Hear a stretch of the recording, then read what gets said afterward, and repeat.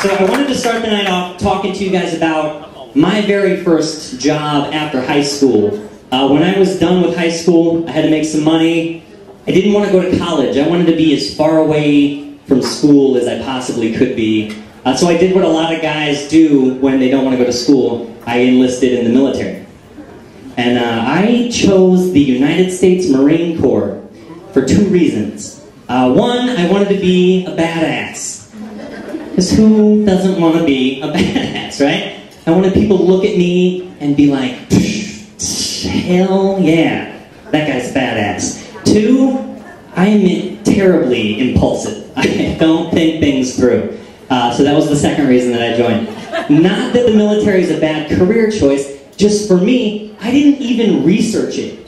All I knew of the Marine Corps was the movie Full Metal Jacket. That was it. I didn't know anything. I just like enlisted and then went right back to what I was doing that Saturday. I just put it off and didn't think about it. So when I went into boot camp, I had no idea what I was getting myself into. And you hear a lot of things from people. And the thing that scared me the most about boot camp was the thought of the gas chamber. I don't know if you guys know about the gas chamber, but in order to pass boot camp, you have to go and get gas, like tear gas. And I heard all these horror stories about it, because they're horror stories, you know? It was terrifying. You hear about people like vomiting and gagging, and you have to breathe this gas, and it just was heavy on me. I was afraid of it, very afraid. But they didn't tell us when it was going to happen, or if it was going to happen. Like, we didn't get a syllabus in boot camp. They just told us what to do, and we did it.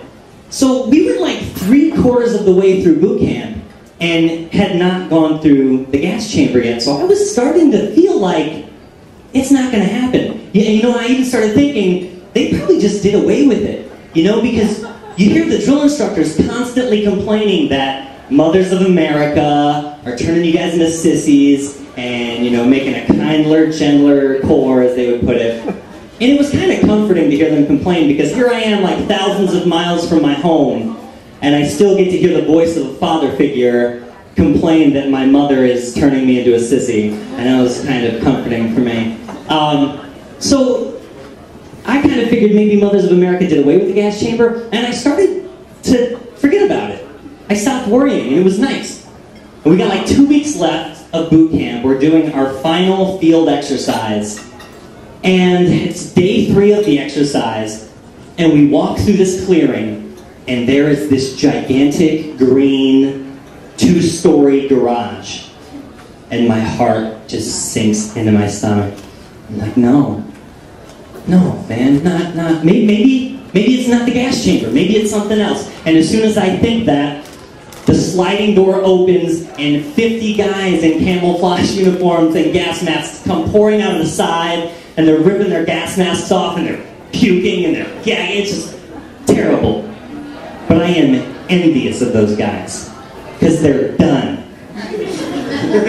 They don't have to, because isn't that the case? It's never like doing something that's the worst. It's the fear of doing something that's way worse than doing something. And I was so envious of these guys, and I kind of caught eyes with one of the guys who was laying on the ground, and he looked up at me, and he could see that I was a little envious of him, and he smiled this smile of relief. So I just kind of sucked it up, and I went and I stood in line, and I put my gas mask on. And here's what it was like. We were standing outside this big shed, this huge garage, and we're standing in these single file lines, chest to back. Just a bunch of bald-headed guys with gas masks on. Nobody's saying anything to anybody. You can sense the tension, right? And every so often, this huge door would slide open, and this Marine with a gas mask on would walk out, and he would point to the next line, and he would call them in, and they would file in, and your line would move down, and you would get closer and closer to your death. And I was so scared. I was not ready for this.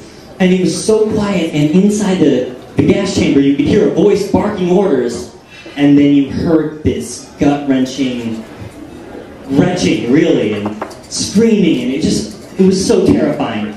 But at the same time, everyone was so present and in the moment because of how afraid we were, and we were in nature. So there was this chaotic thing happening, but meanwhile, like, birds are chirping and butterfly floats by. And before before I know it, it's my turn. My line is next. And I start to panic. And I start thinking the same thing that everybody else standing out there is thinking. And it's, what the hell was I thinking? The Marine Corps? I could be standing in line to go see Bone Thugs-n-Harmony. It was 1997, yeah. But no, I'm standing in line to get gassed. I'm terrified.